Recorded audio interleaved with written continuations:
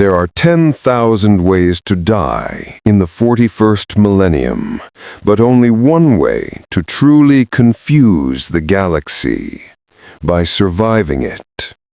Somewhere beyond the screaming tides of the warp, where gods gnaw on the edges of sanity and time folds upon itself like rotten parchment, something small slipped through. It wasn't a demon. It wasn't a ship. It wasn't even supposed to be possible.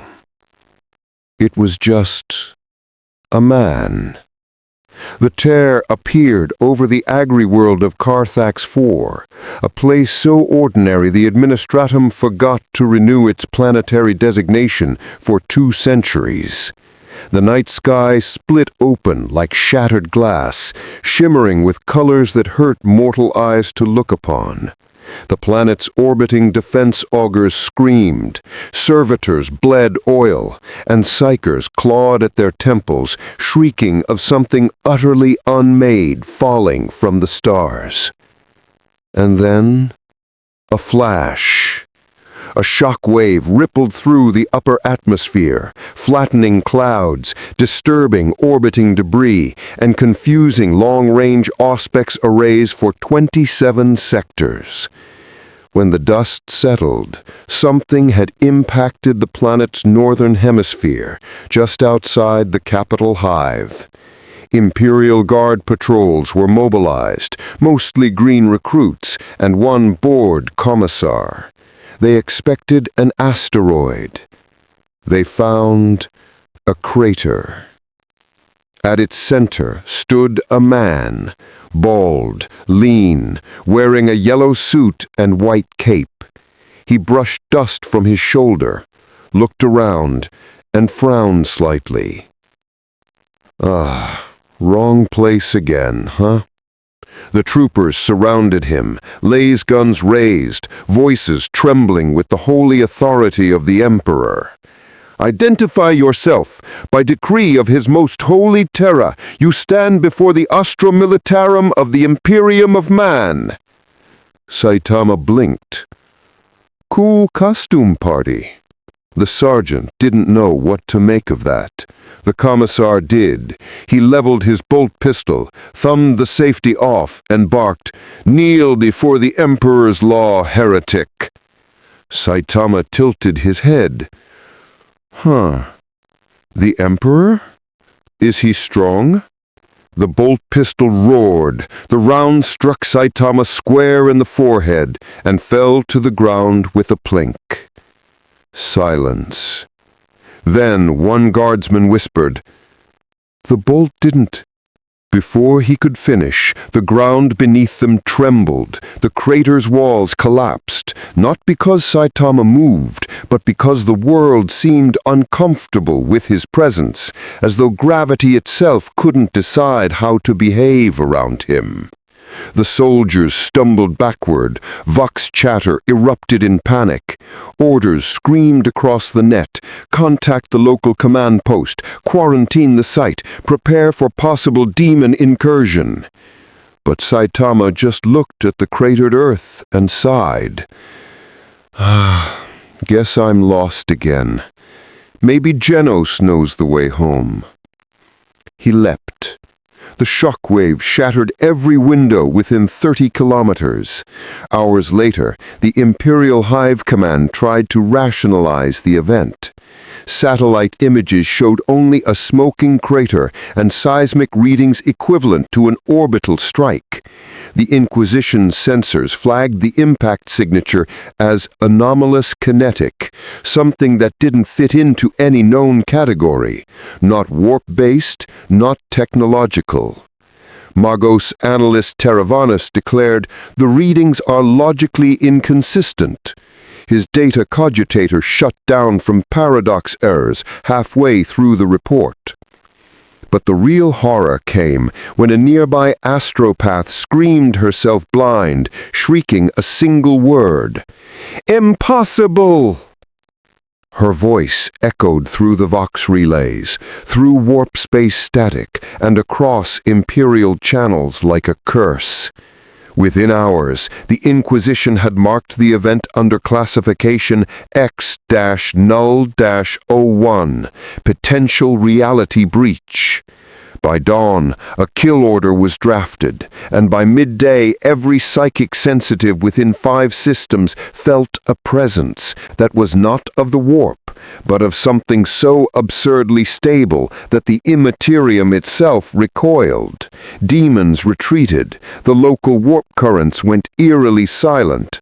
On Carthax 4, far above the ruined crater, Saitama landed gently atop a hive spire. He looked down at the gray, polluted horizon, frowning. Man, everything here's so gloomy. A distant explosion echoed, the typical 41st millennium greeting. He sighed. Guess I'll walk around a bit. Maybe there's a grocery store somewhere.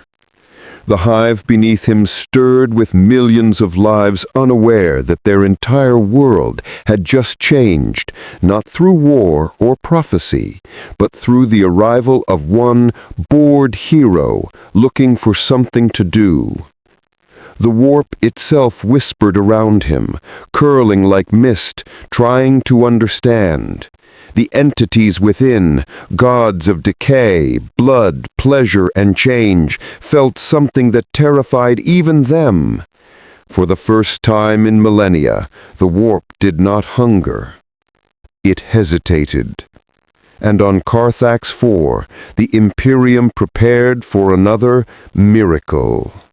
A heretic, a god, or a weapon. They didn't yet know which. But they would soon find out. Still with us in the darkness? Hit that like button if this tale chills your soul. The Emperor protects those who crave the truth. The crater was still smoking when the report reached orbit. The Imperial Navy frigate Vigilant Solace, patrolling Carthax 4's upper atmosphere, intercepted the transmissions. Within minutes, what began as a planetary anomaly turned into a full-fledged investigation. The bridge of the Solace reeked of incense and machine oil. Servo skulls floated in rhythmic patrols, while 1,000 screens displayed 1,000 fears. Captain Alaric Dorn, grizzled, scarred, and loyal to the throne, stared at the hololith projection of the crater. His augmetic eye clicked and zoomed. Nothing biological could survive that impact, yet Vox reports confirm visual contact with a man. The ship's astropath trembled in her restraining harness. He is wrong, Captain. The warp cannot see him. There is no echo, no reflection. He is blank. Alaric didn't like the sound of that. Anything invisible to the warp was either a blessing or a catastrophe. Dispatch a ground team. Cauterize the site if needed.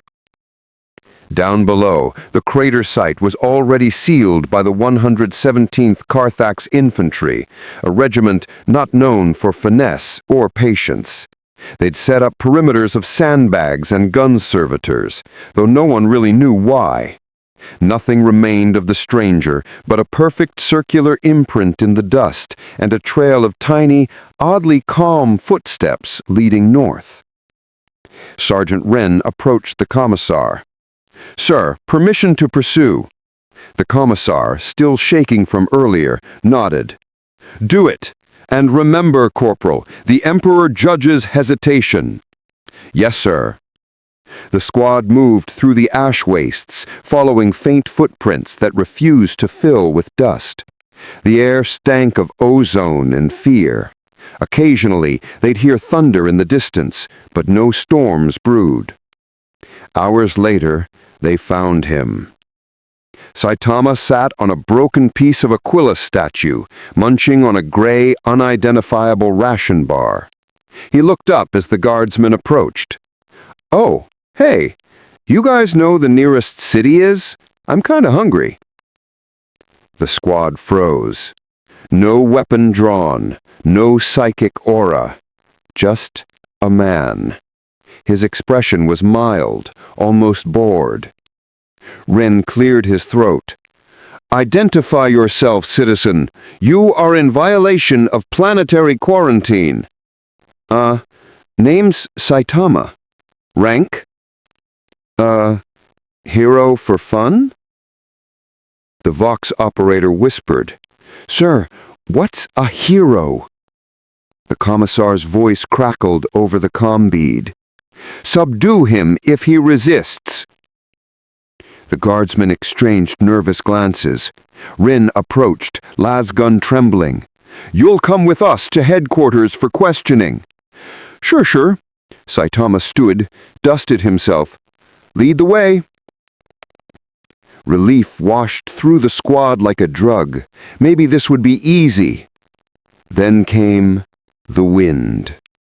Without warning, the air screamed. Vox units burst into static. The ground quivered as though something enormous had stepped nearby. Auspec's readings spiked, showing massive energy distortions directly behind them. A demon erupted from thin air, a warp intrusion, flesh and shadow twisting into being. 8 meters tall, molten eyes burning through the smog. Rin screamed, "Contact! Contact! Fire at will!" Lasguns spat red death. Bolter fire thundered from the commissar's position. The demon laughed, its claws cutting through ceramite and bone alike. Saitama sighed. "Man, every world I visit has these weird monsters." He stepped forward. The guardsmen barely saw him move. One instant he was behind them. The next, he was in front of the demon, looking up at it with mild irritation. The creature snarled, a mouth of writhing teeth and warp light. "Myrtle, you dare!" Pop. The sound was almost gentle. The demon vanished. No explosion, no gore. Just a puff of vapor and a faint shimmer of displaced air. The guardsman stared. Rin's lasgun lowered. "Emperor's mercy." Saitama dusted his glove. That was loud. Within hours, the story spread like plague across every Vox channel and hab block. Witness accounts varied wildly. Some claimed the stranger banished a greater demon with holy light. Others insisted he was the Emperor reborn. The truth, like everything in the Imperium, mutated faster than sense. By nightfall, cultists whispered of the bald saint. By dawn, the Inquisition was already en route. Far across the sector, aboard an obsidian battle barge marked with the sigil of the Inquisition, Lord Carvan reviewed the transmissions. A lean man with augmetic hands and a mind honed by a lifetime of heresy hunting, he watched the fuzzy-picked footage of the event. He saw the demon. He saw the man. He saw the pop. And he felt a chill unlike any demon could ever bring. "Purge the planet," said his acolyte. Carvan shook his head. "No, not yet. We've purged too many miracles already. This one might be worth understanding." The acolyte frowned. "And if it's a trick of chaos?" "Then chaos has learned to bore its victims to death," Carvan said dryly, leaning closer to the hololith. "Dispatch an observation team. Prepare psychic dampeners, and pray this man doesn't sneeze." In the ash wastes below, Saitama walked toward the nearest hive city. The air shimmered faintly around him, the warp still refusing to touch his presence. Every step he took made the planet seem slightly quieter. He didn't notice the servo skulls trailing him, nor the satellites repositioning above, nor the whispered prayers echoing through the Vox. He just muttered, "Man, I hope they have coupons here." The 41st millennium had survived demons, Tyranids, and heresy itself, but it had never faced boredom quite like his. The tension builds. Subscribe to witness more tales from the dark millennium. Inquisitor Lord Carvin's shuttle pierced the smog of Carthax IV like a dagger into rotting flesh. Below him stretched the hive, an endless sprawl of steel, decay, and devotion, where trillions toiled and prayed for deliverance that would never come. He adjusted his rebreather and stared down at the flickering hololith on his wrist display, a live feed of the subject. The bald man had entered Hive Carthax Prime, and by all accounts was shopping. Subject is browsing food stalls, reported a Vox officer. He appears to have purchased, some form of meat bun. Carvin's bionic eye whirred. He eats? Yes, Lord. He also asked if they had discounts on protein powder. Carvin almost smiled. Even the heretics didn't try to negotiate prices. Maintain visual distance, he ordered. No psychic probes, no aggressive actions. We observe, we learn. Down in the hive's lower levels, the subject himself, Saitama, walked through a sea of humanity.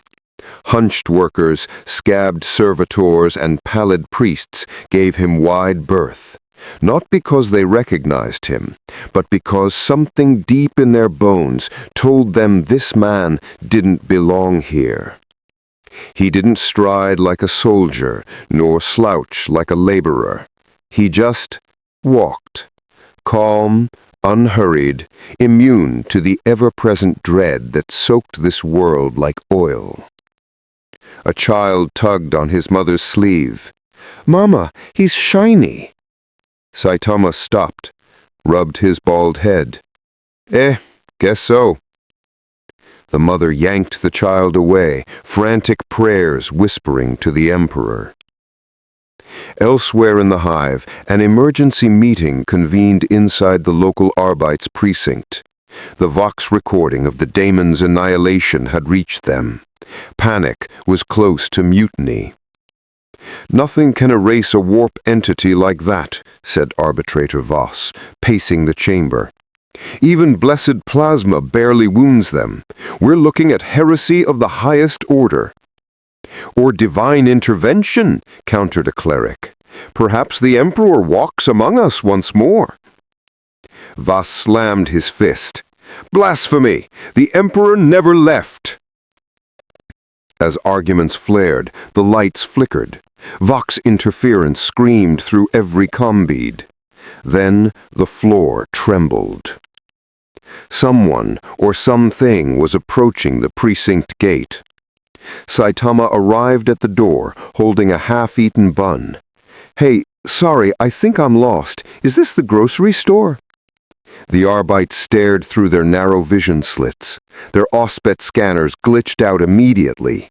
Energy readings infinite, undefined, then zero.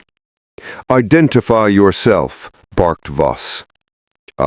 Saitama, hero for fun." "What sector is that regiment from?" What?"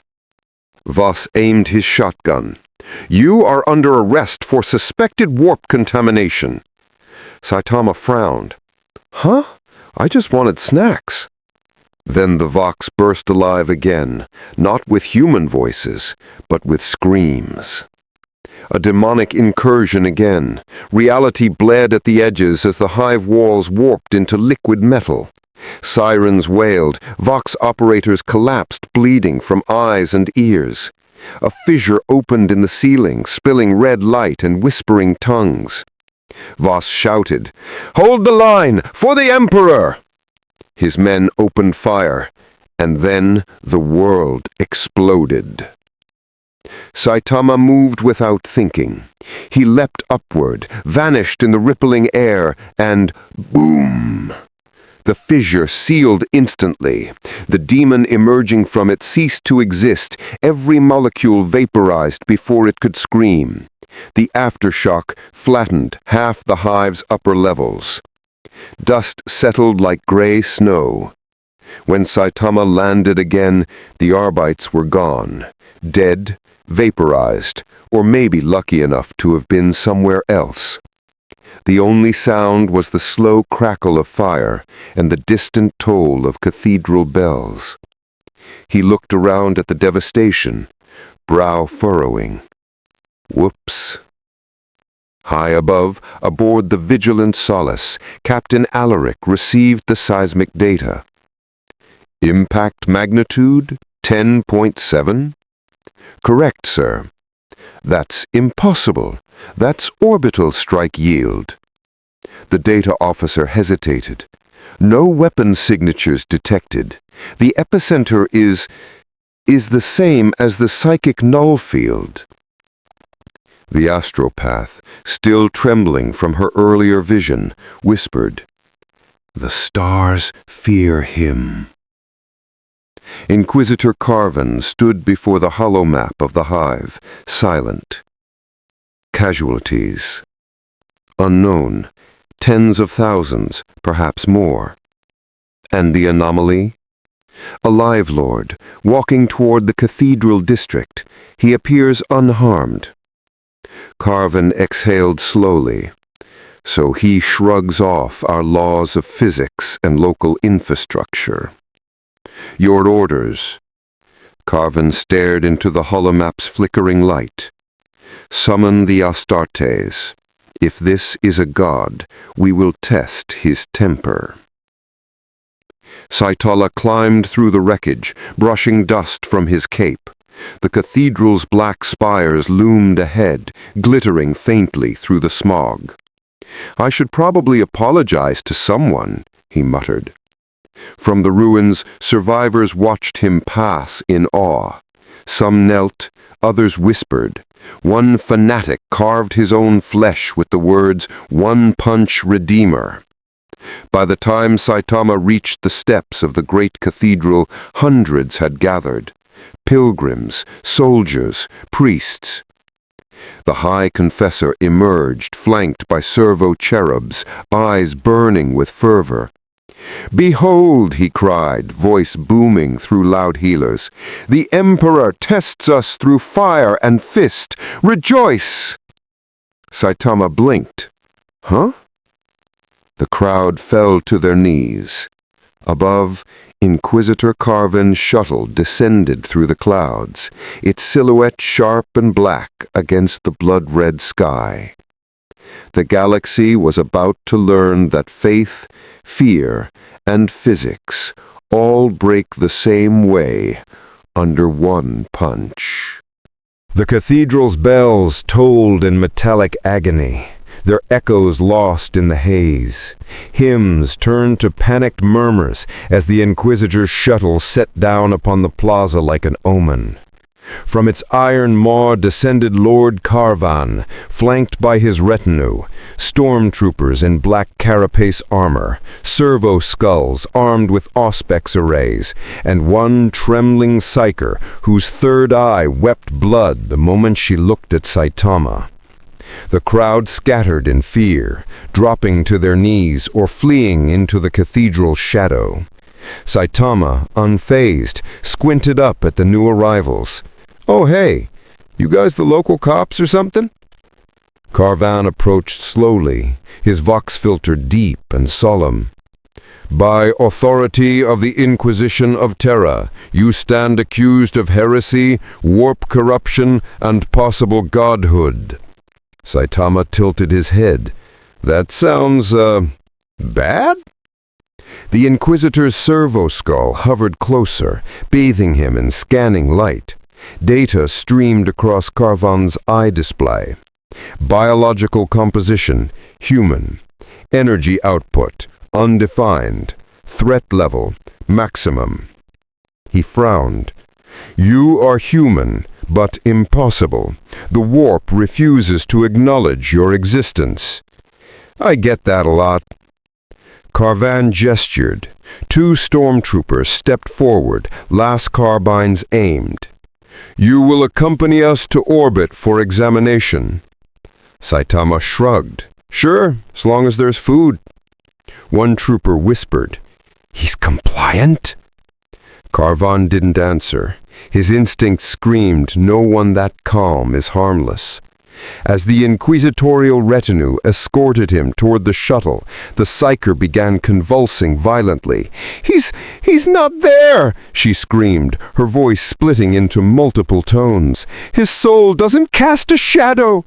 Carvan barked, "Contain her!" But it was too late. The psyker's head burst into ash as the warp recoiled, screaming through her mind like knives through silk. The demon within her shrieked in panic, not rage, not hunger, but fear. "What is that thing?" it howled before vanishing into a smear of light. Everyone froze. Saitama blinked. Was that my fault?" Carvan said nothing. His men backed away instinctively. The warp itself had retreated. Moments later, they were airborne. The shuttle rose through clouds of soot and incense, heading for the orbiting frigate.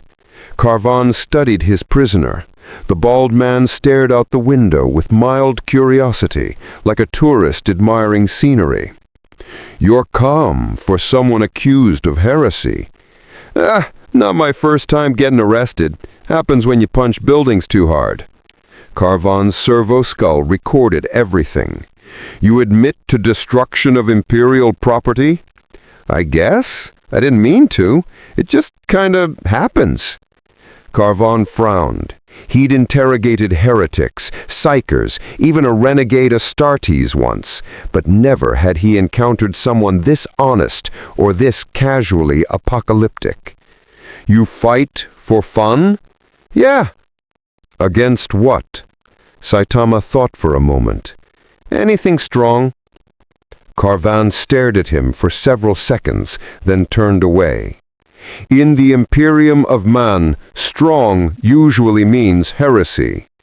"Bummer. You guys don't have hero associations here, do you?" Carvan didn't dignify that with an answer. Hours later, aboard the Vigilant Solace, Saitama was confined to a reinforced containment chamber lined with psychic dampeners. Every Mechanicus instrument scanned him constantly, yielding nothing. "Lord Inquisitor," said Magos Analyst Teravus, "we detect no radiation, no warp residue, no power source, yet his mass fluctuates between human and stellar density." Carvan clasped his hands behind his back. "And the Geller field?" "Stable. Mostly. His presence seems to fortify its strength." Carvan raised a brow. "He fortifies the barrier against the warp?" "Yes, Lord. He appears to discuss the Immaterium." Carvan turned to the observation window. Saitama sat cross-legged, humming softly to himself, examining a crushed ration wrapper. "He's a living null field," he murmured. "No, something beyond that." The Magos adjusted his lenses. "Perhaps he is perfection, Lord, the Emperor's ideal made flesh." Carvan's tone hardened. "The Emperor's perfection annihilates men through glory. This one eats protein bars." Still, the thought lingered. Then came the transmission. A vox signal cutting through encrypted channels, repeating the same phrase in machine-perfect binary. "The warp stirs. The gods notice." On the hololith, the sector map flickered. Warp storms began blooming across neighboring systems. Demons materialized in droves, not attacking, fleeing. Carvan's eyes widened. "They're running away." The Magos whispered reverently, "No, Lord, they are retreating from him." Saitama looked up from his cell. "Hey, your ship's shaking a bit. Everything okay?" Outside, the Geller field roared like thunder as unseen things screamed and clawed to escape the material plane. For the first time in 10,000 years, the warp itself panicked. Carvan muttered, "Emperor, forgive us. What have we found?" Meanwhile, Saitama leaned back on the metal cot and sighed. "Man, every new place I go, same thing. Monsters, explosions, yelling. I just wanted a sale at the supermarket." He looked at his fist, flexed it once. "I guess I'll never find a good fight again." Far below, Carthax 4 trembled under the weight of his boredom. Still with us in the darkness? Hit that like button if this tale chills your soul. And remember, the warp listens when you do. The vigilant Solace drifted through the void, surrounded by a dead silence that was unnatural even for space. The Geller field pulsed erratically, not from weakness, but because the warp refused to touch it. Magos Terravus ran a trembling mechadendrite across the console. "Lord Inquisitor, readings confirm. The Imperium itself is in retreat around our vessel. The ship exists in a vacuum, devoid of warp currents. Impossible." Carvan stood rigid before the observation window, cloak unmoving. He turned to face the glass wall of the containment cell. Beyond it, Saitama had fallen asleep sitting up, snoring softly. His yellow jumpsuit looked absurdly bright against the cold, sterile chamber. And yet, the Mechanicus sensors couldn't define the material. It wasn't woven fabric. It wasn't polymer. It was simply stable matter beyond comprehension. "Has the Pisarker division reported?" Carvan asked. "Yes, my lord," replied an aide. 3 of them expired during analysis. The last one's mind collapsed after attempting telepathic contact. He mumbled the same phrase before death. Carvan turned. "Which phrase?" "The void blinks." Carvan frowned deeply. "He makes the warp flinch, and the void itself acknowledges him. Emperor, save us." In the depths of the ship, the Astropath choir wailed in unison. Their empty eye sockets bled tar-black ichor as messages poured through. They weren't receiving transmissions. They were being warned. "The old gods hide. The Star Eater walks. The one without name has arrived." Each psychic voice burned out like a candle. Carvan's vox crackled. "Inquisitor, the astropathic choir is down." "Contain their remains. Burn everything that twitches." Inside the containment room, Saitama stretched and yawned. "Man, these guys take their naps seriously. No magazines, no snacks. Worst waiting room ever." He stood, looking out the narrow viewport.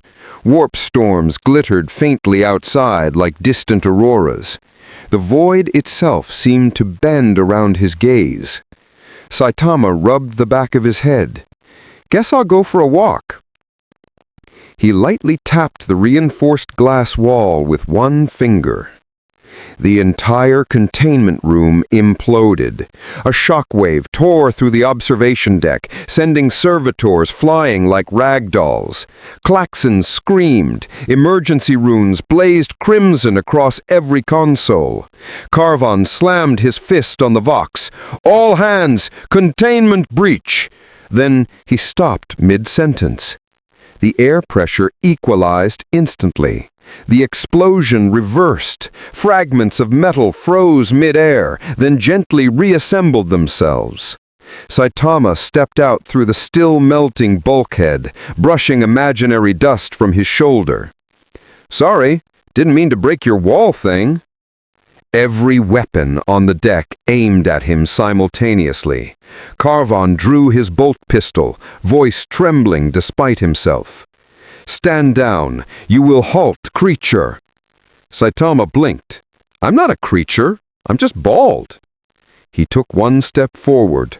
The deck plating groaned underfoot. One trooper panicked and fired. The bolt round hit Saitama square in the chest and ricocheted into the ceiling, detonating a light fixture.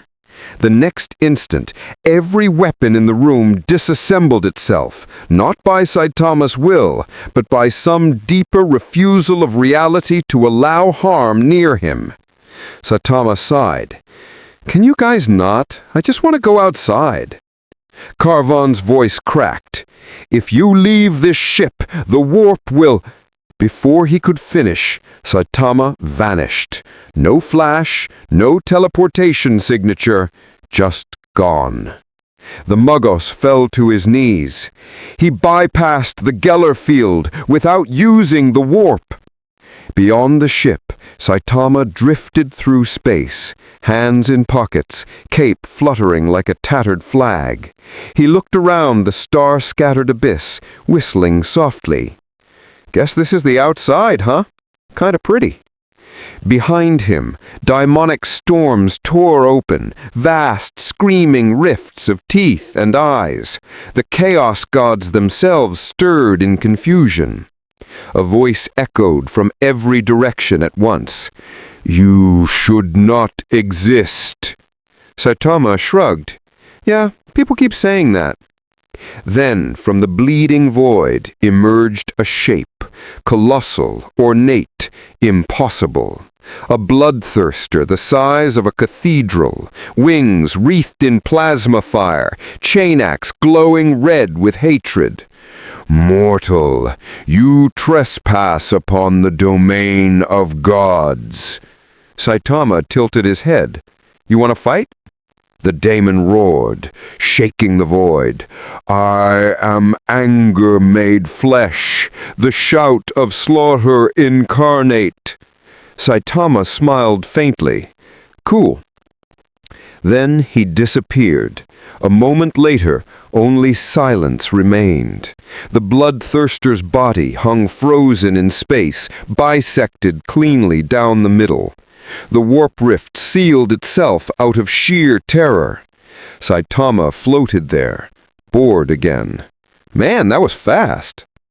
Back aboard the Vigilant Solace, the Geller field flickered one final time, then stabilized. Warp readings normalized. The storm receded. Carvon stared at the data feed, voice hollow. He ended a greater demon, with no weapon, no psychic resonance, no energy spike. The Muggos whispered, "He is not a weapon, Lord. He is a concept, a paradox given flesh." Carvon clenched his fists. "Then pray he never grows curious about Terra." The warp quieted that day, not out of reverence, out of fear. And somewhere in the darkness between the stars, a bored hero floated, wondering if there might still be someone out there who could take a punch. Hit like if you believe the warp itself flinched, and subscribe before Saitama accidentally sneezes a planet in half. The Inquisition had no word for what had just happened. They did not classify it. They buried it. Entire ships in orbit of the Vigilant Solace were ordered to purge their data cores. Vox records were incinerated. Survivors were declared excommunicate silence, a fate worse than death. But some things could not be silenced. For the first time in millennia, the warp was quiet. In the eye of terror, daemons whispered among themselves. Korn's endless roar faltered. Nurgle paused his laughter. Slaaneish's decadent murmurs slowed to a tremor. And even Tzeentch, architect of all lies, stopped plotting long enough to listen to the sound of fear. Something had struck the warp, not from within it, but outside of its laws, and it hurt. Meanwhile, across the Segmentum Solar, on the shrine world of Gothalamor, priests of the Ecclesiarchy stared at their altar flames. The sacred fires had dimmed and changed color, glowing not gold, but pale yellow. "Miracle!" one priest cried. "A new sign of the Emperor's favor!" Another knelt, trembling. "No, brother, that color, that light, I saw it once before in forbidden archives. That is not sanctity, that is simplicity incarnate." He didn't know the word, but what he was seeing was Saitama's aura brushing reality. The Emperor himself, enthroned upon the golden throne for 10,000 years, flickered. His Pykic beacon, the Astronomicon, wavered like a candle in wind. For a heartbeat, his eternal gaze turned from infinity to something else. An echo passed through the throne room. Tech priests collapsed. Custodes faltered mid-step. The Emperor's unspoken thought was startled amusement. "He reminds me of before." Then the light steadied again. Somewhere far away, on an uncharted agri-moon orbiting a forgotten world, Saitama was sitting on a rock, watching two suns rise. His expression hadn't changed. Calm, blank, mildly bored. He had drifted for hours or days, it was hard to tell, before spotting the planet. Finally, "Some ground to stand on," he muttered, stepping down through the atmosphere. The impact registered across every orbital auspex within 5 light-years, a bright flare, then silence. The moon was called Triskelion, a forgotten imperial world, its population reduced to scattered survivors hiding from roaming chaos cults. When Saitama walked through their ruined hab blocks, the people stared. A bald man in a yellow suit was not what they expected to save them from daemons.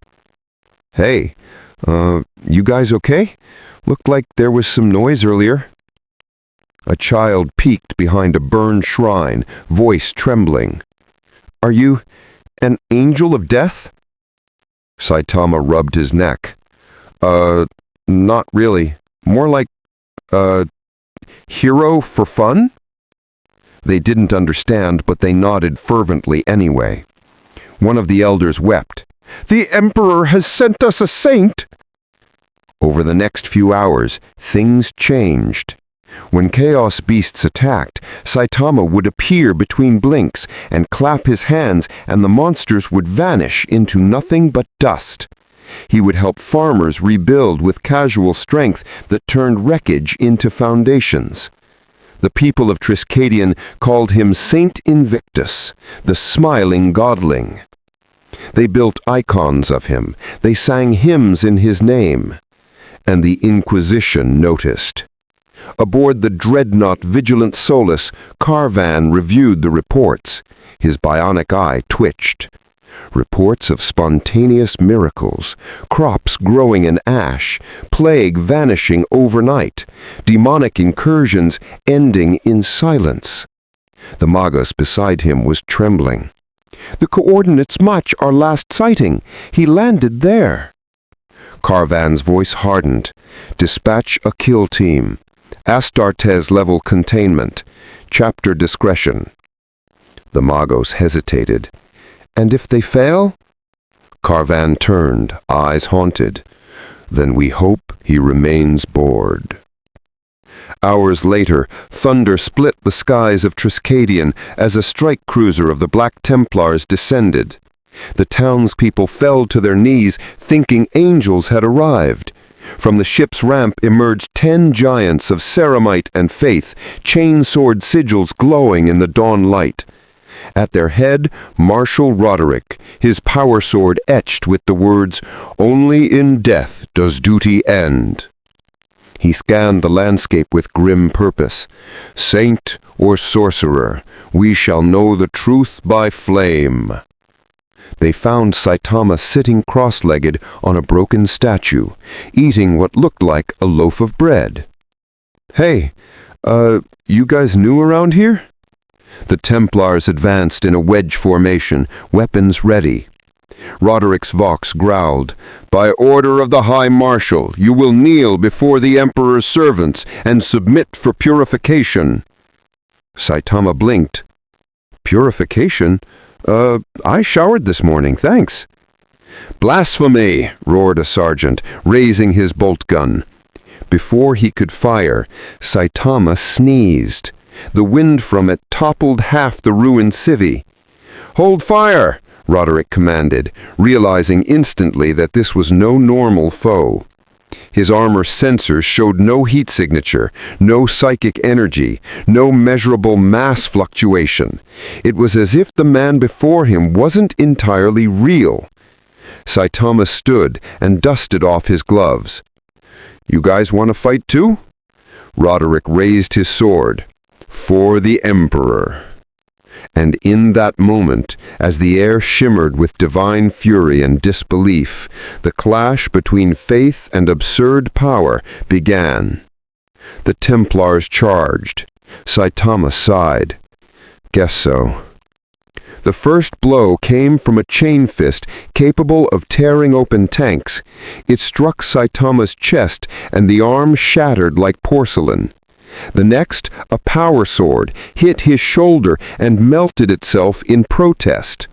Saitama tapped the ground once. Every weapon on the field disassembled itself into bolts and dust. The Templars stood disarmed, staring. He looked apologetic.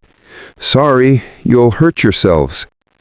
Marshal Roderick dropped to one knee, not in surrender, but in awe. What are you?" he whispered. Saitama looked away. "Just a guy looking for a good workout." For the first time in millennia, a space marine smiled. News of Saint Invictus spread through the sector like wildfire. Vox transmissions sang of miracles, of chaos demons slain without bolter fire, of a man who moved faster than auspex could track and stronger than titans could crush. To the ecclesiarchy, it was a divine revelation. To the Inquisition, it was a containment breach on a cosmic scale. But to the Black Templars who'd seen him firsthand, it was something far more troubling. A contradiction wrapped in flesh. Marshal Roderick knelt in prayer inside the strike cruiser Iron Faith, armor still cracked from the encounter. His gauntlets trembled as he recited the canticles of purity. "He is not warp-born, nor demon, nor psyker, yet he wields power beyond the Emperor's angels." His chaplain, Grimoldus the Younger, stared into the ship's hollow altar. "Then what creed does he serve, brother?" Roderick lifted his gaze, haunted. "None. That is what terrifies me." Down below on Triskadion, Saitama continued to wander the villages, fixing what he could. To him, it was simple. Help those who needed it, punch what looked dangerous, and then look for something to eat. He was currently standing outside a small workshop, watching a Mechanicus servitor try to lift a rusted generator. "Need help?" Saitama asked. The servitor whirred. "Assistance accepted." With one finger, Saitama nudged the generator into place. The servitor froze, sensors overloaded. Its machine spirit screamed digital hymns of disbelief before powering down in gratitude. Saitama blinked. Guess that worked." The nearby villagers cheered, calling him the Emperor's Hand. Someone draped a crude wreath around his neck. "Ah, man, I really hope they don't start a religion or something." They already had. Elsewhere, Deep within the Ordo Malleus bastion on Terra, Inquisitor Carvan's report had reached the High Lords of Terra. The chamber was silent for an hour after it was read. Finally, the Fabricator General broke the stillness. The subject defies all metrics. No gene seed trace, no PSI radiation, no biological limit. He has slain a greater demon with kinetic pressure. A Lord Commander raised an eyebrow. Kinetic pressure? Carvan, standing before them in chains of office, nodded grimly. He hit it very hard. The room erupted in murmurs. A custodes at the dais stepped forward, golden armor reflecting the candlelight. If he poses such threat, he must be neutralized. Carvan turned sharply. Neutralized, my lord? This being could snuff out entire sectors if threatened. He did not attack the Imperium. He simply exists, and reality itself seems uncomfortable about it. The custodes' expression didn't change. Then it is our duty to make reality comfortable again. Across the galaxy, something else was stirring. From the black between stars, Tyranid bio-ships twisted course, not to flee, but to seek. In the deep minds of the hive, a single thought emerged for the first time. Curiosity. A psychic echo pulsed across the galactic rim. Find the unbound one. And in the eye of terror, Khorne's throne split in half. Not from battle, not from revolt, from his own laughter. One who knows no anger, one who slays without hate. The Lord of Skulls leaned forward, teeth bared like blades. I must see him. Back on Triskadion, Saitama felt something strange. Not a psychic call, not energy, but a simple presence. He looked up at the sky. Clouds twisted like frightened animals. Weird weather. The air rippled. A crater formed without sound. From within it rose a figure twice the height of any Astartes, plated in living brass, eyes burning like suns. The peasants screamed and fled. Priests dropped their relics and ran. The air tasted like blood and iron. Khorne had arrived. You! The blood god thundered, voice rolling across continents. You who strike without purpose. You who kill without hatred. You offend me. You're kinda loud, man. The blood god laughed, shaking mountains. No soul has ever dismissed me thus. Cool story, Saitama said, looking unimpressed. You want to fight or what? The blood god hesitated, then grinned. Yes! The heavens bled red, lightning cracked the sky open. And for the first time in Warhammer's history, a god stepped down to fight a mortal. Every psychic across the Imperium screamed simultaneously. Astropaths fell dead, navigators bled from their third eyes. The entire warp convulsed as Khorne focused all his being onto one world. In the Scholastica Psychana, an instructor whispered, "What's happening?" The answer came from a terrified cadet. Someone challenged a god, and the god accepted. On the surface, the first blow shattered time. Khorne's chain axe cleaved mountains and vaporized oceans. But when the dust cleared, Saitama was still standing, his glove slightly scuffed. He looked down, almost apologetic. That it? Khorne blinked. What? Saitama sighed. Guess it's my turn. He drew back a fist. The sound that followed was not thunder. It was the sound of reality, remembering its limits.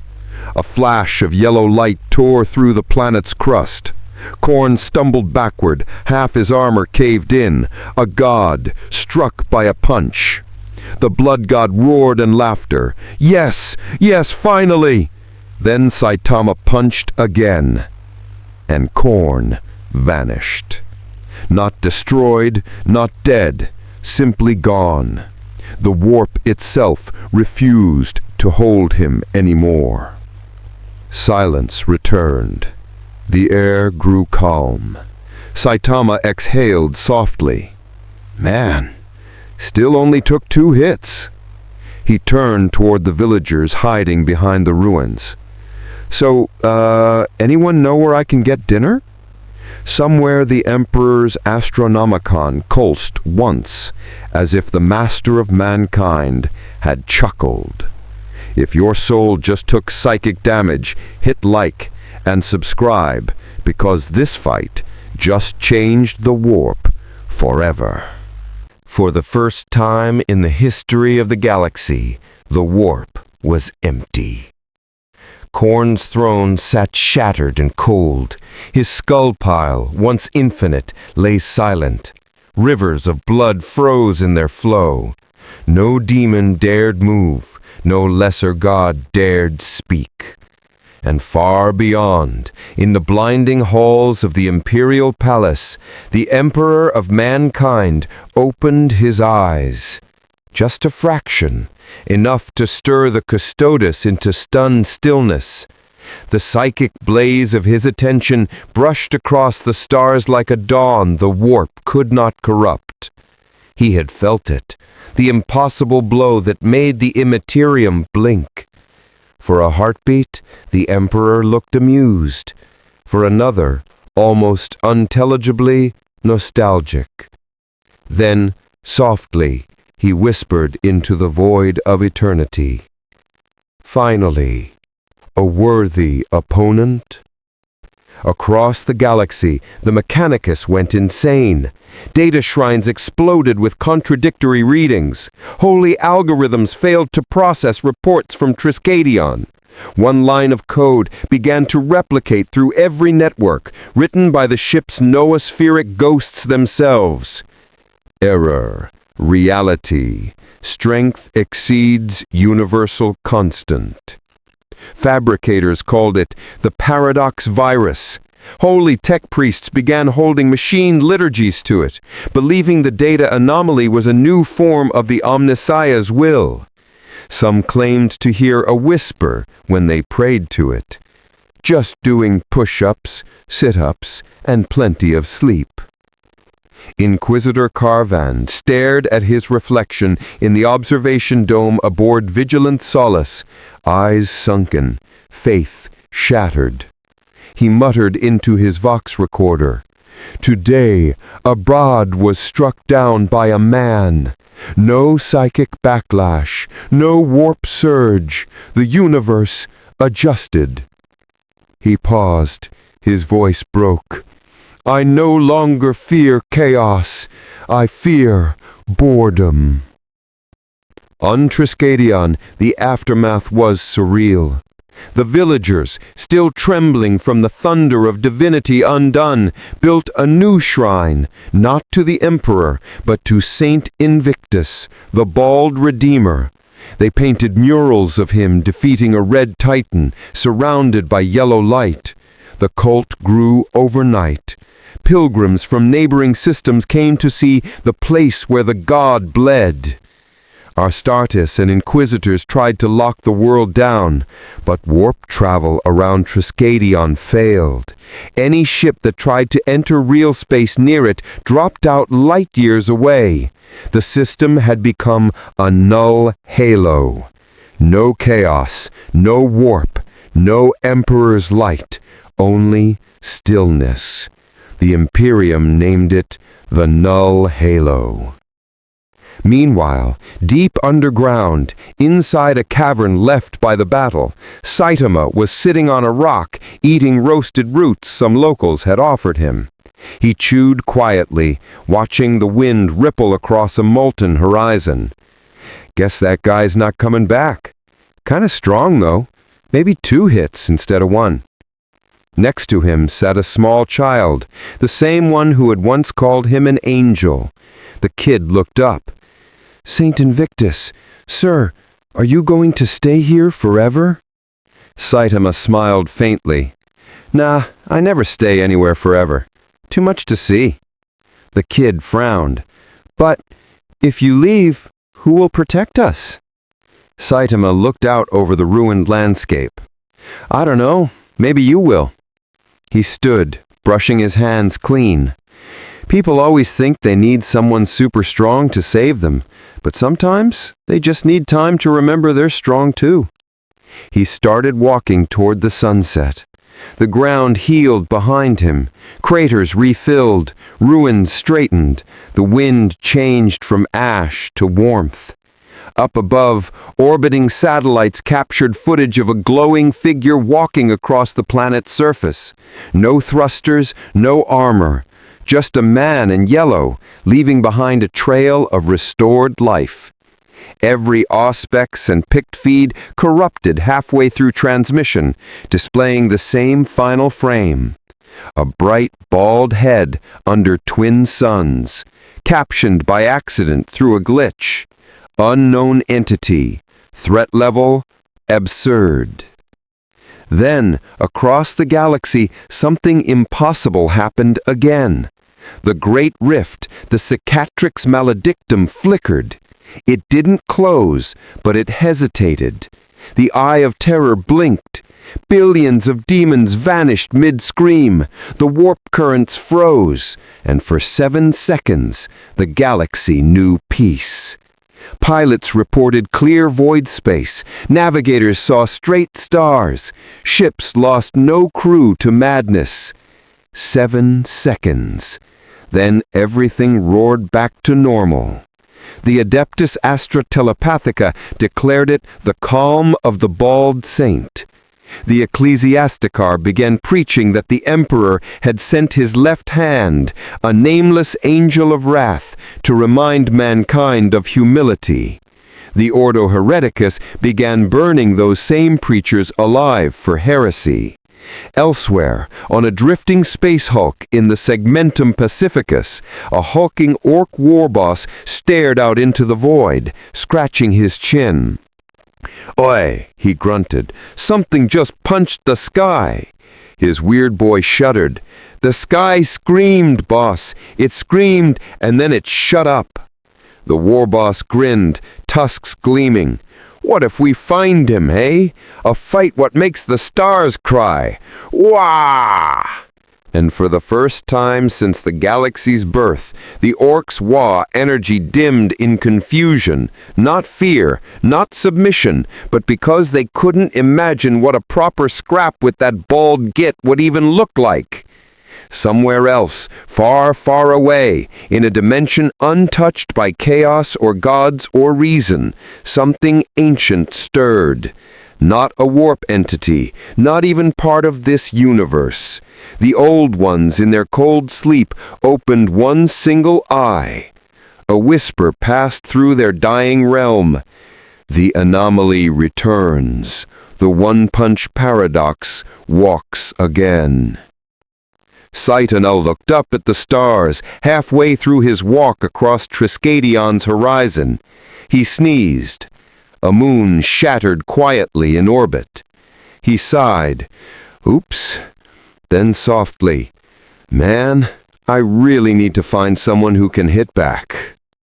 Still watching Battle Brothers? Smash that like button if you'd last one punch, and subscribe for when the Emperor finally decides to stand up.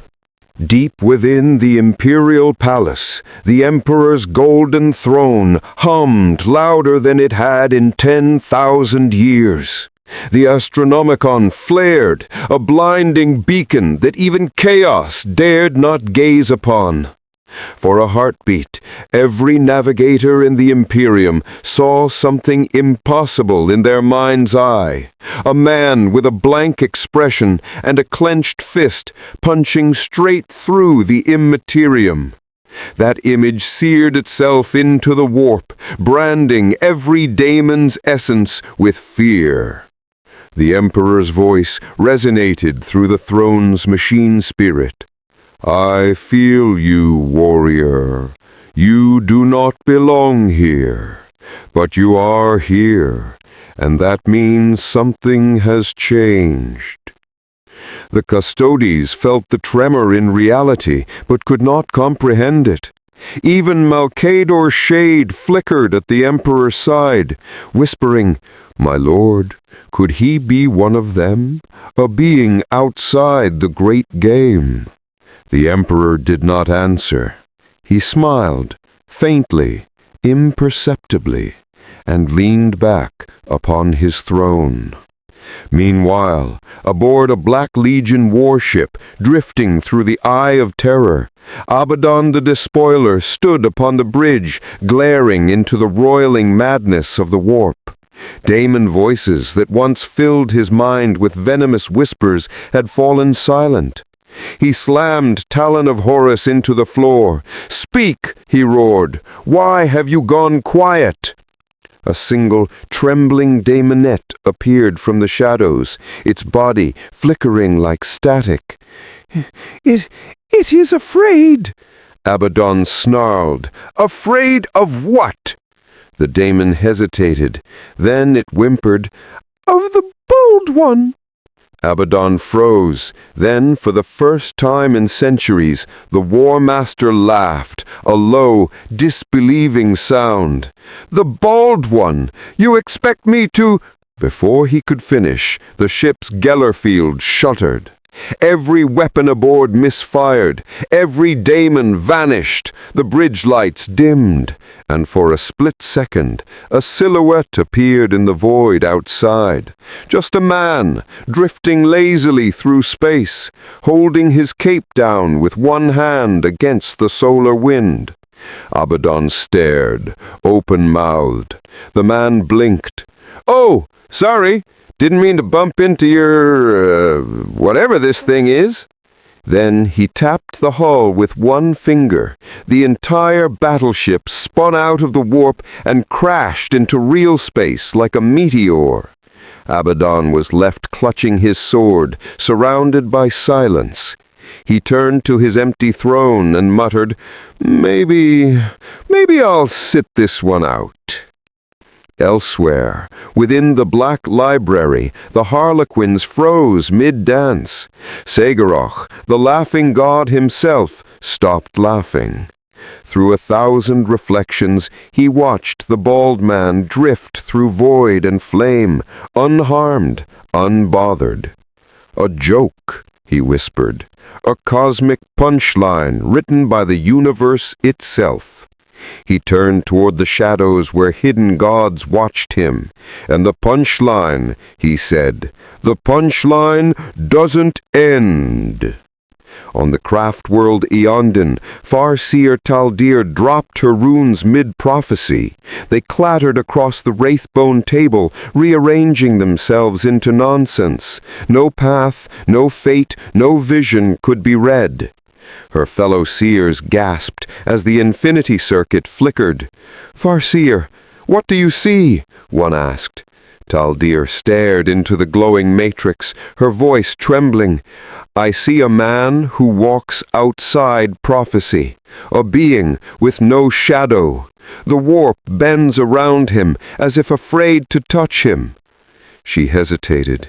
"He's smiling, and he's bored." Back on Triskadion, time itself had begun to warp, not from chaos, but from the absence of chaos. Plants grew in seconds, rivers ran backwards for moments at a time, the air shimmered with the energy of balance returning too quickly for reality to adjust. The child, now a young acolyte of the cult Invictus, prayed beneath a cracked statue of Saitama. "Saint Invictus, protect us from the warp." she whispered, and for a moment she heard a faint voice reply, "Nah, you're doing fine." Across the stars, the legend spread. Billions of Imperial citizens began to whisper the same prayer before sleep. "May the bald saint punch my sins away."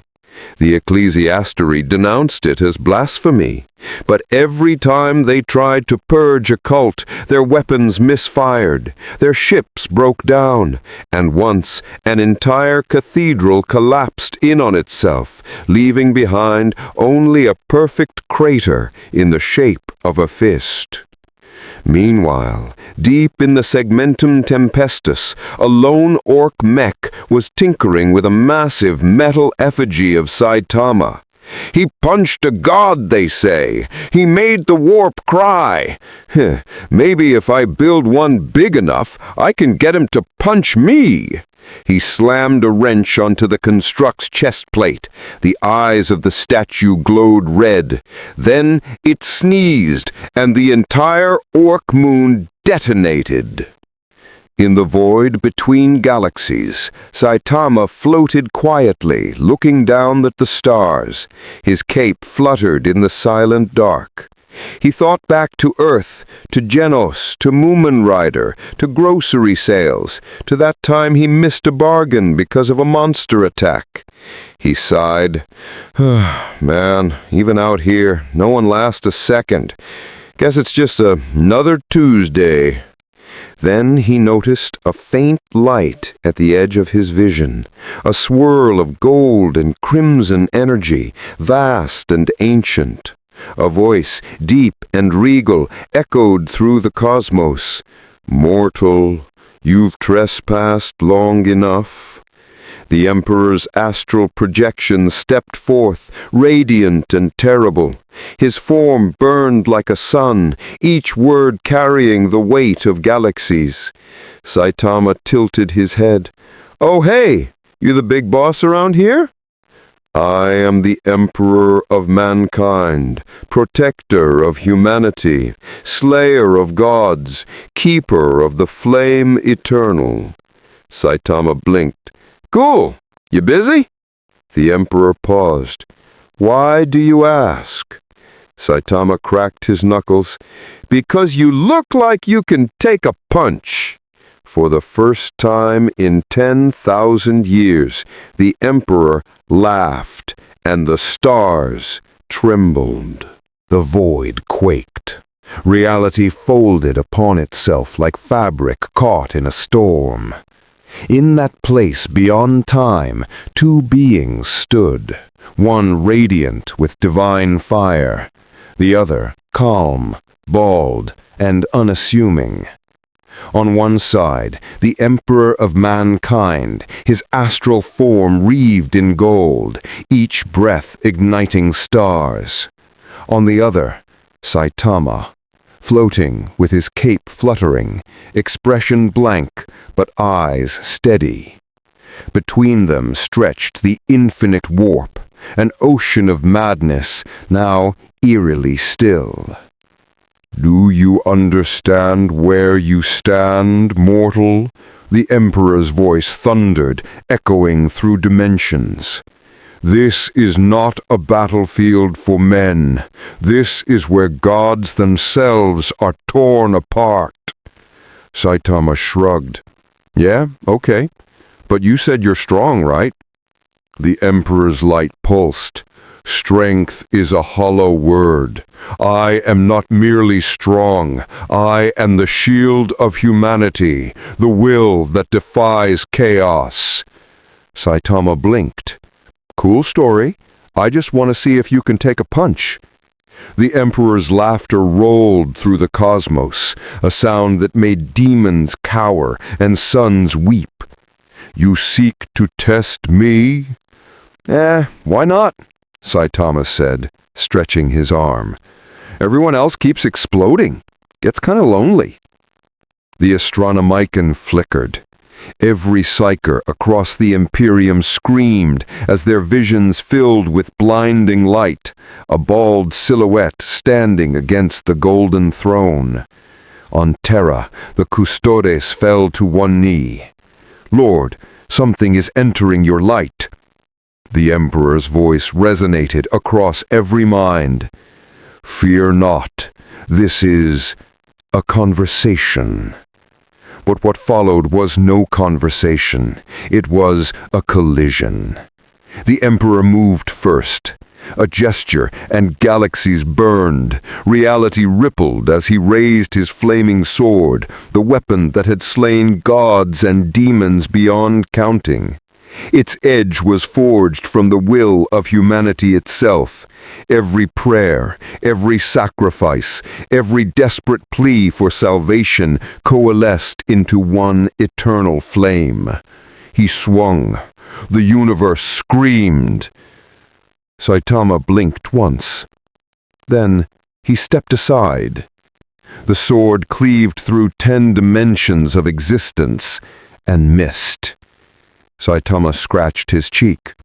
"Huh, fast." The Emperor's eyes blazed. "You are unbound by fate, unmarked by the warp. What are you?" Saitama tilted his head. "Just a hero for fun." Then he punched. No sound, no explosion, just silence. The punch didn't hit the Emperor, it hit everything. For an instant, the warp folded inward. Demons screamed without mouths. The eye of terror winked shut for exactly 3 seconds. Every planet from Holy Terra to Cadia's ruins saw the stars blink out and return. The Emperor stood still, his armor cracked, not from damage, but disbelief. Such force without malice, such power without corruption. He looked into Saitama's bored eyes and saw something no god, no demon, no primarch ever could. Purity through apathy. You are not bound by this reality. You are the antithesis of the warp. Saitama rubbed his neck. I don't get all that stuff. I just train a lot." The Emperor laughed again, softer this time. "Perhaps the galaxy does not need gods, after all." In the eye of terror, Khorne stirred. The blood god's voice thundered across his brass citadel. "A blow struck beyond rage, beyond war?" He leaned forward, sniffing the psychic winds. "Who dares steal my glory?" But no one answered. Even Tzeentch, the architect of fate, stayed silent. His crystalline form shimmered uneasily. Not fate, not chance, a man who simply is. Nurgle's garden wilted. Slanesha's laughter died. The Chaos Gods, eternal, omnipotent, insatiable, felt something they hadn't known since the dawn of time. Fear. Back in the immaterial stillness, the Emperor lowered his sword. "You have no desire for conquest, no hunger for power, no pride, no wrath, no purpose save amusement." He smiled faintly. "You are what humanity once dreamed it could be." Saitama shrugged. Yeah, guess so." The Emperor extended a hand. "Then would you lend that strength? Humanity stands on the edge of extinction. Your power could—" Saitama interrupted with a small sigh. Nah. I'm kinda tired of saving people who don't say thanks." He turned away. "But, tell you what, if you ever need a training partner, hit me up." Then he vanished. Not teleported, not translated through the warp, simply ceased to exist in that plane. Across the galaxy, reality sighed of relief. The warp settled. The Astronomicon steadied. For the first time in 10,000 years, the Emperor's body stopped decaying. A faint light glowed from within his broken shell. He whispered, unseen by any ear, "A man with no limits and no darkness. Perhaps hope still exists." On some unnamed world at the edge of the segmentum obscurus, a crater smoldered. Saitama stood there, dusting off his cape. "I guess I'm back," he muttered. "Wonder if the supermarket's still open." And then he turned and saw a familiar yellow tag fluttering in the wind. "Sale, 50% off seaweed." Saitama's eyes lit up. Finally, something worth fighting for. Meanwhile, in the depths of the warp, a shadow whispered through the void. It wasn't a god or a demon. It was something else. The man who broke the cycle cannot stay unnoticed. Balance must be restored. Send the hive. From beyond the galactic rim, a Tyranid fleet stirred. The great devourer turned its countless eyes towards the man who had frightened the warp itself. A new hunger ignited across the stars. The Emperor opened his eyes upon the golden throne, whispering one name, Saitama. The void between galaxies trembled with purpose. From the cold silence beyond the galactic rim, something ancient stirred, a tide of hunger older than memory, vast as eternity itself. Billions of bioships, linked by a single perfect will, turned their eyeless faces toward the Milky Way. The psychic hum of their hunger built into an all-consuming roar that echoed through every soul sensitive to the warp. The Tyranid hive fleets were awakening. But this time, something was different. There was no warp turbulence, no psychic storm preceding their arrival. The hive mind's song was muted, and at the center of that eerie calm drifted a lone figure in a yellow suit. Saitama floated cross-legged through the void, one hand idly scratching his ear, the other clutching a plastic grocery bag filled with snacks. He had no idea that millions of light-years away, the galaxy's most dreaded predators were adjusting their course directly toward him. He munched a rice cracker. "Man, space is boring." Then his grocery bag rustled.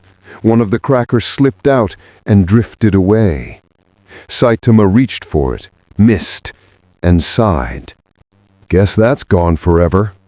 But before the cracker could vanish into the dark, a shadow fell upon it. A shape the size of a mountain, all claws and chitin, eyes like burning voids, snapped it up. Saitama blinked. "Did that thing just eat my snack?"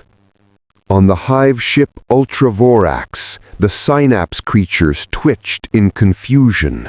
Something had entered their feeding pattern, something that wasn't prey, wasn't biomass, something their genetic memory couldn't categorize. The hive mind focused. A single thought rippled through 10,000 minds.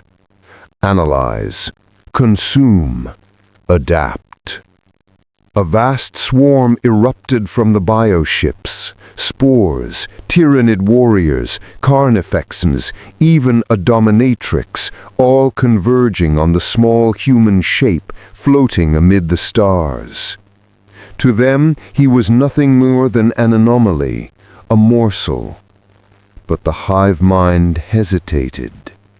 That anomaly wasn't afraid. Saitama squinted up at the incoming storm of claws and wings. "Oh," he muttered. "Aliens again." The first spore hit him like a meteor. The explosion painted the stars green and black, acidic ichor raining across the void. He didn't move. When the fire cleared, he was still there, Bape Cape, barely fluttering. A hive tyrant roared, psychic tendrils lashing across space, trying to crush his mind. The psychic pressure could shatter planets. Saitama tilted his head. "Headache?" Then he flicked the air. The hive tyrant disintegrated. The hive mind reeled. Its scream rippled across the void, a howl that shattered the synapse link for half a sector. Millions of Tyranids spasmed, collapsing into lifeless drift. The hive mind reasserted itself, furious, calculating. No, not prey, not God. A void, a hole. Nothing can be learned. Nothing can be consumed. It shifted strategy. From its depths, the hive mind birthed something new, a living planet of teeth and muscle, the Omega Leviathan, an organism so massive it distorted gravity itself. Its single maw opened, capable of devouring continents. The hive mind screamed through it, "You will be digested." Saitama stared. "You look like that seafood restaurant monster I punched once." He cracked his knuckles. "Let's make this quick." He vanished. A moment later, the entire Omega Leviathan imploded. No explosion, no light, just a silent wave of annihilation that turned trillions of Tyranid organisms into drifting dust. The hive mind screamed again, this time in pain. Across the galaxy, Imperial astropaths bled from their eyes. Orc weird boys burst into laughter and spontaneously combusted. Eldar seers collapsed, their minds flooded with psychic static. The hive mind, that impossible consciousness, was afraid. In the Black Library, Segarakh's mask turned solemn. The punch that ends hunger. How do you fight a man who breaks the very concept of conflict? The runes around him fluttered like dying fireflies. Even the harlequins stopped laughing. Meanwhile, deep in the Segmentum Solar, aboard the Macrage's honor, Robute Gulimon received the astropathic echoes. "Report," he demanded. His aide trembled. "My lord, a Tyranid fleet was unmade." "Destroyed? By what? A new weapon?" "No, Lord Regent, the readings are impossible. There was a human life sign." Gulimon stiffened. "A single man did this?" The aide nodded, terrified. "He was seen holding a shopping bag." Gulimon blinked. "A what?" Across Imperial Vox networks, reports began flooding in. Tyranid hives falling silent, planets spared, entire systems showing no signs of infestation. Everywhere the hive mind reached, a name echoed through the psychic ether, whispered by demons, screamed by Xenos, and prayed by mortals alike. The Bald Saint. But Saitama wasn't listening. He was standing on the shattered remains of a hive ship, poking at a lump of biomatter. Not bad. Kinda chewy, though." He looked around at the endless debris field, the dying stars, the quiet void. "I guess that's it, huh? No one left to fight." He sighed. "Should have brought more snacks." And somewhere, unseen, the warp rippled again. This time, not in fear, but in curiosity. A voice, calm and amused, spoke from beyond space and time. You've ended hunger, broken gods, shaken creation itself. But tell me, mortal, what happens when a man who seeks challenge meets something that cannot end? Saitama looked up. A shadow, endless, formless, older than chaos, began to coalesce. Something vast was awakening beyond the galaxy's edge. He grinned faintly. Finally! Someone who might last more than one punch? The galaxy slept uneasily. The Tyranids had been annihilated, their hunger silenced by a single man who didn't even bother to stretch afterward. But in the wake of their extinction, something else began to stir. On Mars, the tech priests of the cult Mechanicus chanted their endless litanies of praise to the Omnissiah.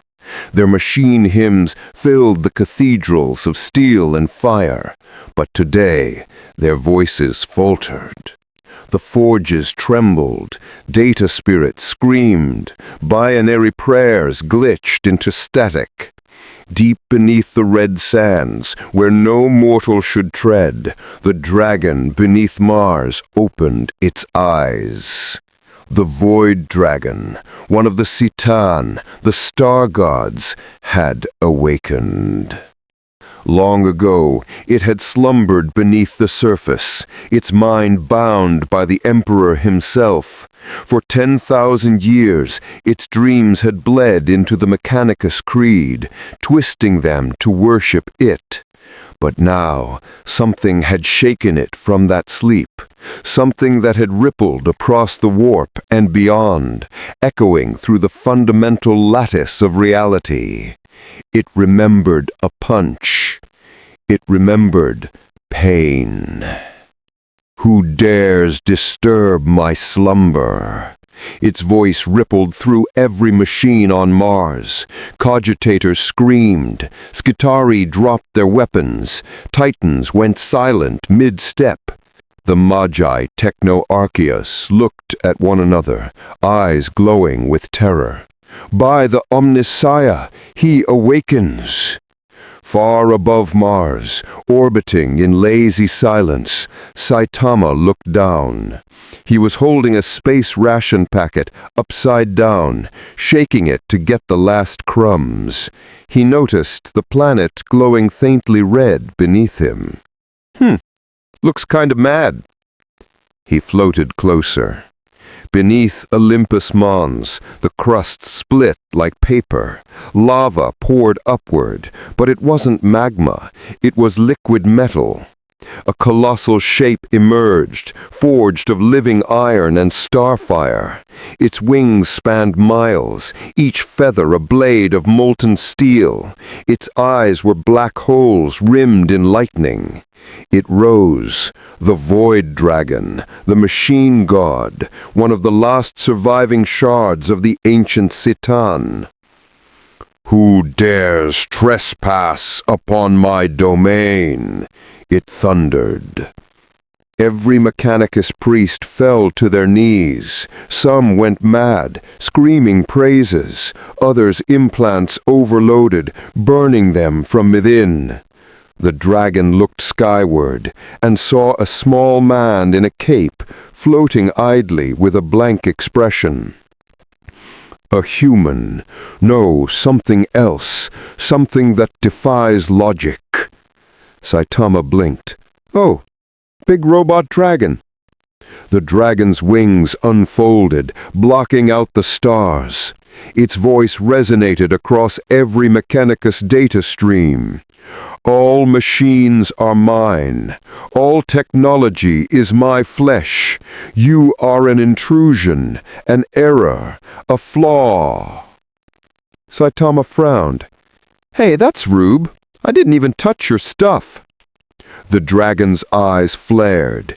Energy gathered, not warp energy, not psychic power, but something deeper, the raw coding of matter itself. With a roar, the void dragon unleashed a torrent of neutron lightning, each bolt capable of vaporizing a titan. Saitama raised one hand. The lightning hit. The world shook. Mars cracked open like an egg.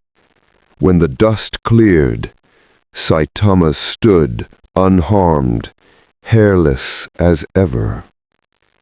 He looked mildly annoyed. That tingled. The void dragon hesitated. Impossible. Your form is immune to destruction. Your existence is a paradox. Saitama shrugged. I get that a lot. He clenched his fist. I'll make this quick. I gotta get back before my ramen gets cold. He vanished. To human eyes, it was instant, a blur of motion faster than causality itself. When he reappeared, he was floating beside the void dragon's shattered head. The Citan's body was folding inward, fragments of divine circuitry imploding into subatomic dust. Saitama looked down at the broken machine god. Sorry about that. You were kind of loud. The dragon's voice, fractured but lucid, echoed faintly. You are not God nor man.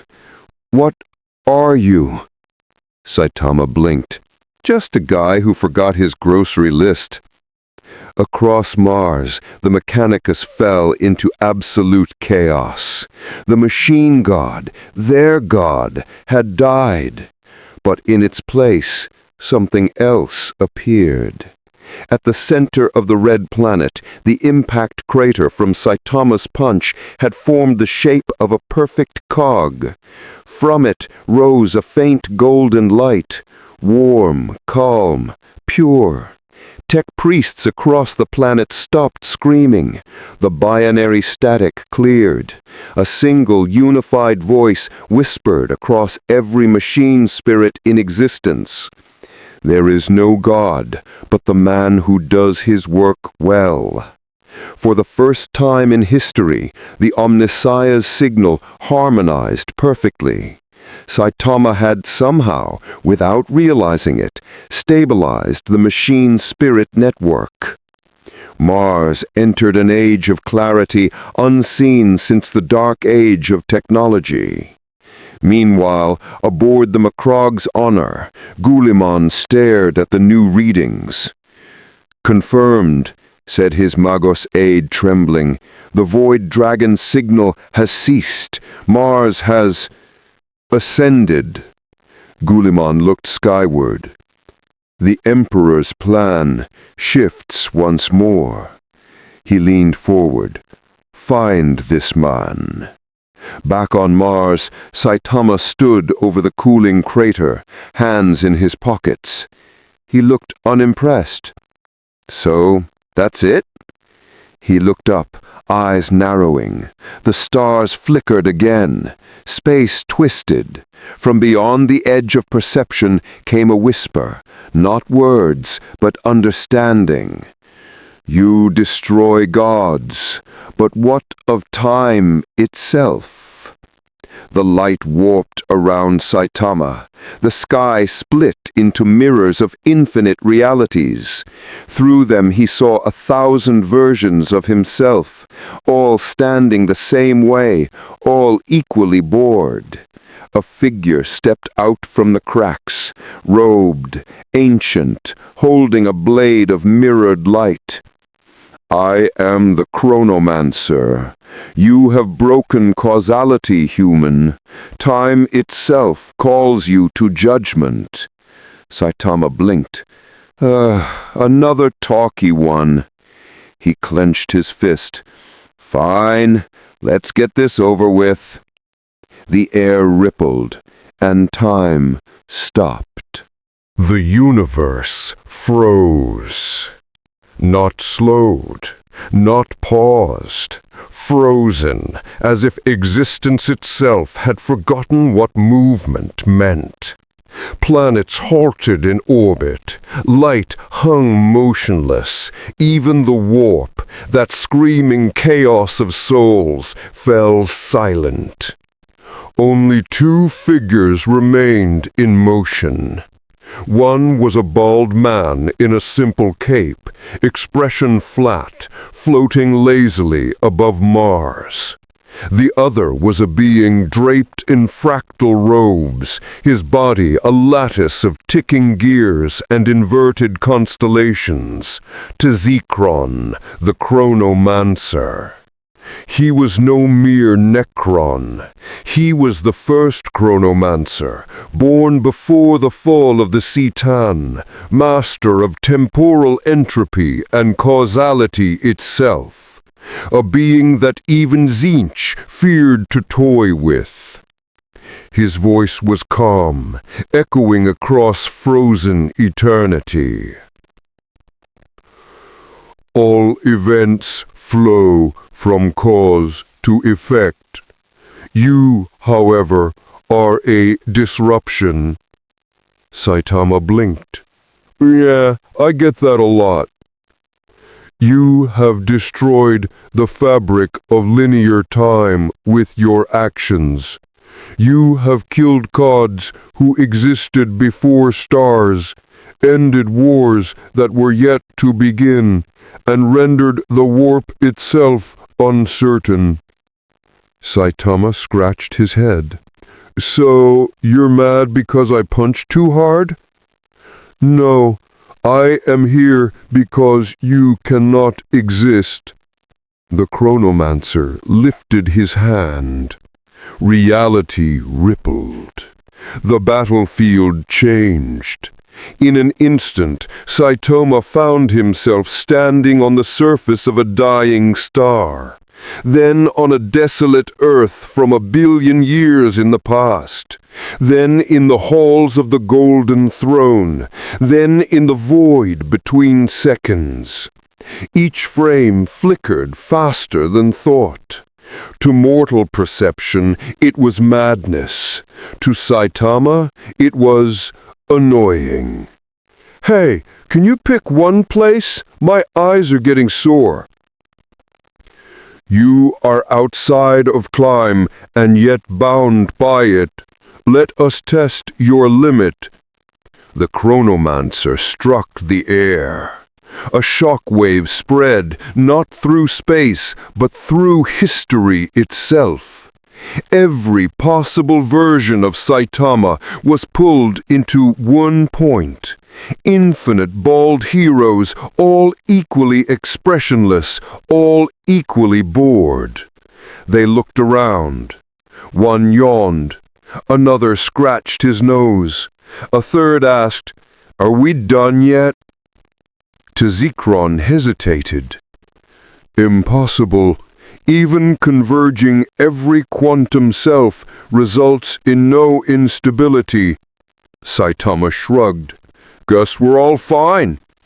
You cannot all be real. Saitama smiled faintly. Tell that to my laundry. The Chronomancer extended his palm. He rewound Saitama's existence. Time reversed, from the punch on Mars, to the fight with the Tyranids, to the moment Saitama woke up that morning. But Saitama didn't vanish. He just stood there, watching everything unhappen. Then he looked down at his hand. Neat trick. He flicked his finger. The entire temporal stream snapped forward, overshooting into the end of time. Now they stood in the last moment, the point where entropy claims everything. Stars were gone, the warp was silent, only void and memory remained. Tzikron trembled. This is the Omega point. Beyond this, there is nothing. You have accelerated all causality to its conclusion. Saitama looked around. Kinda empty. Do you not understand? You have brought about the death of all things. Saitama sighed. Buddy, everything dies, but I'm not here to kill stuff. I'm just here to live. The Chronomancer's mechanical eyes dimmed. Live in a dead universe? Sure, until I get hungry, I guess. Then something unexpected happened. From the void, light began to bloom. Not warp light, not starfire, something simpler, like the first flicker of a campfire in a dark cave. The light grew, gentle, human, hopeful. Tazikron stared, bewildered. Impossible. Entropy cannot reverse. Saitama smiled slightly. Maybe not for you, but where I'm from, people don't stop trying. He looked at the empty expanse and said, Start again. And somehow the universe obeyed. Time restarted. A new cosmos unfolded. Stars blossomed, galaxies spun, and somewhere a small blue planet reappeared. The laws of physics rebuilt themselves, stronger this time. And in that newborn reality, Saitama floated, not a god, not a destroyer, just a man who didn't know how to stop being unstoppable. Tazikron knelt before him, humbled. You are not a constant of time. You are its reset. Saitama waved dismissively. Nah, I'm just a guy who punches problems till they stop. As he drifted back toward the reformed Milky Way, a faint golden symbol followed him, the mark of the new Chronomancer, glowing softly on his glove. Somewhere in the warp, the god stirred again, confused, afraid. And deep within the newborn Imperium, a voice whispered through the psychic tides. He who ended the old cycle walks again. Beware the man who needs no purpose. The new galaxy shimmered like a newborn flame.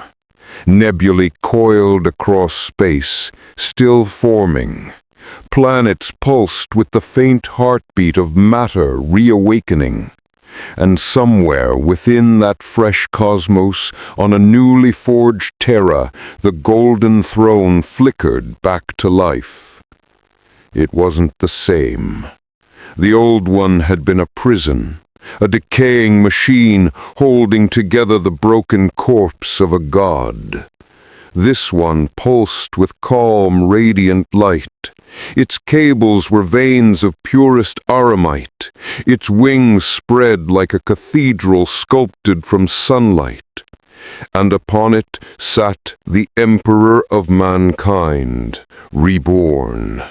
Not the decaying husk whispered about in prayers, not the silent god chained to the Astronomicon, but a being whole again, ageless and terrible in beauty, his armor flowing like molten gold, his gaze heavy with eons of pain and wisdom. Saitama landed in front of him. Yo! The sound echoed across the throne room, a simple word that somehow felt louder than the birth of a star. For a long moment, neither spoke. Then the Emperor's eyes narrowed, glowing with psychic fire. You are the anomaly, the one who broke causality. Saitama scratched his neck. Yeah, sorry about that. Got in a fight with some metal mummy guy who messed with time. Things got weird. Weird. The Emperor's voice was like thunder reciting scripture. You erased and remade the galaxy. You burned the warp quiet. You did in one moment what I could not achieve in 100 centuries. Saitama shrugged. I wasn't trying to. Just wanted to stop the noise. The Emperor rose from his throne. With each step, reality trembled, statues cracked, choirs of servitors fell silent, the air itself bowed to him. He stopped before Saitama, towering, radiant, divinity forged in flesh. You are no psyker, no pariah, no god. What are you? Saitama looked up, unconcerned. Just a hero for fun. For the first time in 10,000 years, the Emperor laughed. It was not mocking, but weary, the laugh of a god who had seen everything, but never this. A hero, for fun. You embody what my Imperium has forgotten. He gestured to the vast banners lining the hall, legions of space marines, armies of faith, crusades written in blood. All this born from fear and necessity, none of it for joy, none of it for hope. Saitama tilted his head. Yeah, your whole setup's kinda gloomy. It is the price of survival. Saitama shrugged. Then maybe you've been surviving too long. The Emperor paused. No mortal would dare speak so. But Saitama wasn't mortal. And the truth in his words hit deeper than any blow. Perhaps you are right.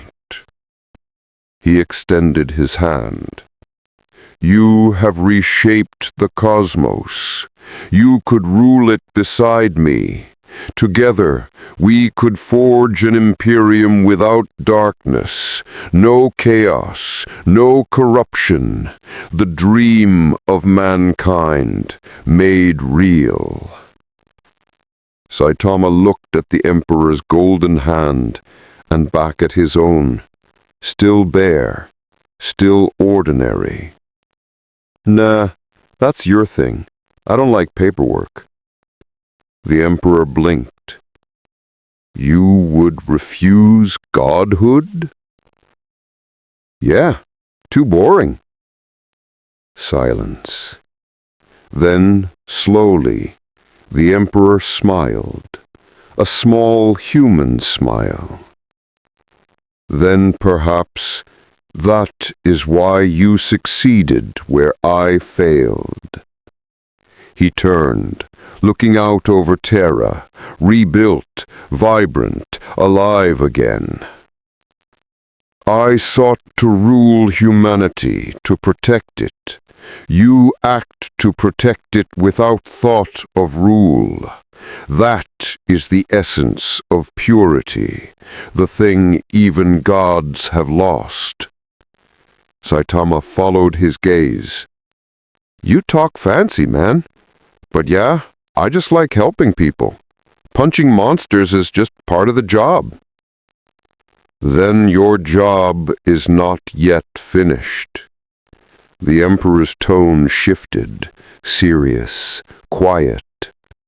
The warp stirs again. It cannot be destroyed, only silenced. You remade reality, but chaos will always seek a way in. The Four will remember you, and they will fear you. Saitama's eyes narrowed for the first time in a long while. Those creepy space demons again? Yes, and they will come for you. Saitama smiled faintly. Good. I was getting bored again.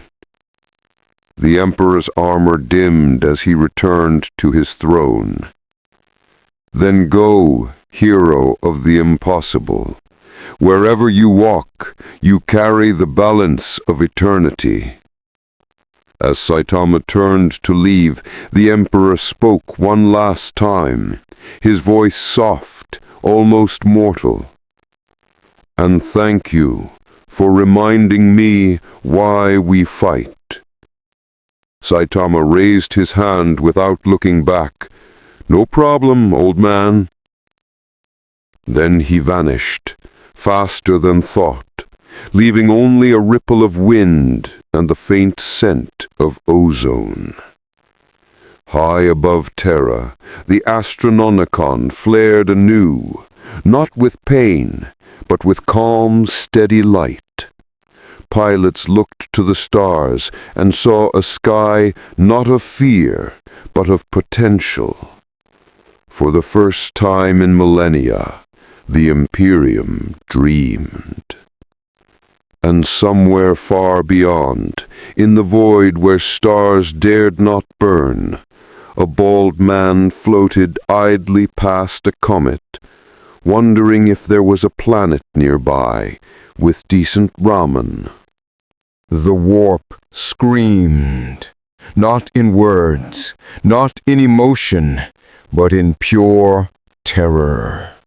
For the first time since the dawn of sentience, the four great powers, Khorne, Nurgle, Tzeentch, and Slaanesh, felt something alien to their essence: fear. The warp's tide shuddered as they gathered in the realm between thought and madness. Planets burned in their reflections, a billion mortal dreams shattered as their gods trembled. Khorne spoke first, his voice like thunder upon an ocean of blood. "I am war made flesh." I look impressed. Khorne's roar shattered mountains. He swung. The axe fell like judgment itself and stopped, dead, an inch from Saitama's head. He had raised one finger. He flicked it. The axe exploded. The shockwave rippled across dimensions. Khorne stumbled back, eyes wide. "What?" Saitama's fist met his chest. The blood god disintegrated, not destroyed, but erased, his very concept of violence scattered into silence. Tzeentch appeared next, unfolding like 1,000 origami birds made of lies. "You cannot strike what is not. I am every outcome, every deception, every—" Saitama punched once. The punch didn't hit his body, it hit his idea, and Tzeentch vanished, undone by the one force he couldn't predict: simplicity. Slaanesh tried to whisper into Saitama's mind, showing him infinite pleasures, infinite victories, infinite challenges. You could feel everything, mortal. You could be worshipped. Saitama blinked. "Nah, I'm fine." He turned, and that act of indifference alone shattered Slaanesh into silence, a god undone by rejection. Then came Nurgle. He lumbered from the warp like a decaying sun, each breath birthing pestilence, each laugh rotting worlds. "Why do you fight, little man? Come, join my garden. Rest. Decay is peace." Saitama frowned. "Nah, people need to keep moving forward." He stepped forward once, and every rot, every plague, every festering disease across reality evaporated. Nurgle's form melted, sighing with something that almost sounded like gratitude. "Then life it is." And he was gone. The warp fell silent. No screams, no laughter, no rage, no lies. Only peace, the kind that had never existed in the 41st millennium. The Astronomicon burned with calm gold. The galaxy breathed. For the first time in forever, humanity dreamed without fear. Saitama stood alone amid the fading storm, hairless head gleaming faintly in the light of reborn dawn. He looked up at the empty sky where gods had once dwelled. Guess that's it? He turned back toward the city, toward ramen shops, crowded markets, and normal people trying to live. He smiled. Finally, maybe I can take a day off. Above him, in the quiet void once ruled by madness, the echo of the Emperor's voice drifted like prayer. In every age, the galaxy births monsters. But once, just once, it birthed a man who made even gods blink. In the end, the galaxy did not explode. It did not collapse into madness or burn beneath divine fury. It simply breathed. For the first time in millennia, the warp lay quiet, its storms tamed by a man who never meant to fight gods. The Imperium, rebuilt from the ashes of its own despair, found itself in an age without screaming. Worlds began to speak again, not of war or heresy, but of rebuilding, of laughter, of small lives lived freely beneath distant suns. The Emperor sat upon his throne, no longer in agony, watching humanity rediscover what it meant to be alive. His prophets spoke of omens, of miracles, of the nameless wanderer who had ended the gods of chaos. Some called him the saint without faith, others the bald god. But those who truly saw him, the soldiers, the refugees, the orphans who watched him walk away without a word, called him what he had always been, a hero. And yet, somewhere beyond the stars, Saitama remained the same. He wandered from world to world, searching for a challenge that would never come. A single man, endlessly ordinary, who could shatter creation with a sigh, still wondering what it meant to feel fulfilled. Because even in a universe rebuilt, one truth remained. No matter how powerful a being becomes, they still seek meaning. And perhaps that endless search, not conquest, not destruction, is what keeps existence alive. So if you ever look to the night sky and see a brief bright flash crossing between galaxies, don't fear. It's not the end of the world. It's just Saitama, still looking for a worthy fight.